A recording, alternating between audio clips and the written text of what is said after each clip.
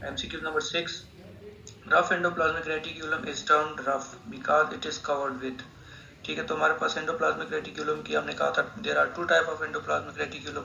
Number 1 is rough endoplasmic reticulum and number 2 is MCQ number 6. Rough endoplasmic reticulum is termed rough because it is covered with. ठीक है, तो हमारे पास endoplasmic reticulum की हमने कहा था there are two type of endoplasmic reticulum.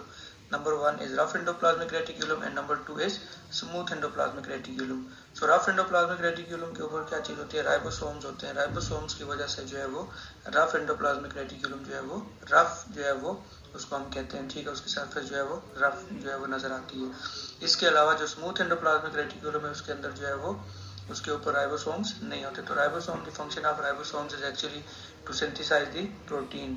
So rough endoplasmic reticulum is also involved in the synthesis of the protein.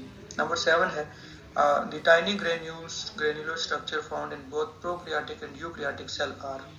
अच्छा, small granular structures हमने देखने. ठीक है, तो ग्रेन्युलर स्ट्रक्चर अगर हम देखें तो ये जो हमारे पास है इसके एग्जांपल है इसने दी हुई है कि करेक्ट ऑप्शन जो है वो राइबोसोम. ठीक है, तो राइबोसोम्स आर जो है वो unicellular granular structure not bounded by any membrane. ठीक है, तो इसके बाद यानी कोई मेम्ब्रेन नहीं होती. ठीक है, तो ये प्रोकैरियोट्स के अंदर भी होते हैं और यूकैरियोट्स के अंदर भी होते हैं राइबोसोम्स.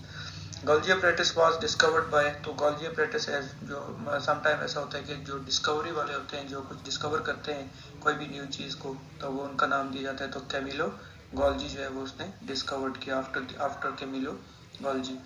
नंबर 9 है non pigmented plastid use for storage are known as.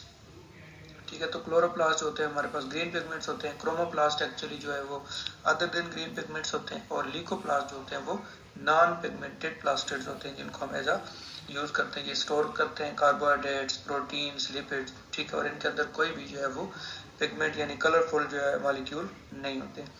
Number 10 is the membrane surrounding the large central vacuole and plant is called. तो वैक्यूल जो होता है हमारे पास उसकी जो आउटर मेम्ब्रेन है, ठीक है, तो उसको हम क्या कहते हैं, टोनोप्लास्ट. ठीक है, तो टोनोप्लास्ट जो है वो प्लांट के अंदर जो लार्ज वैक्यूल होता है, सेंट्रल लार्ज वैक्यूल जो है वो उसकी जो कवरिंग होती है उसको हम क्या कहते हैं, टोनोप्लास्ट.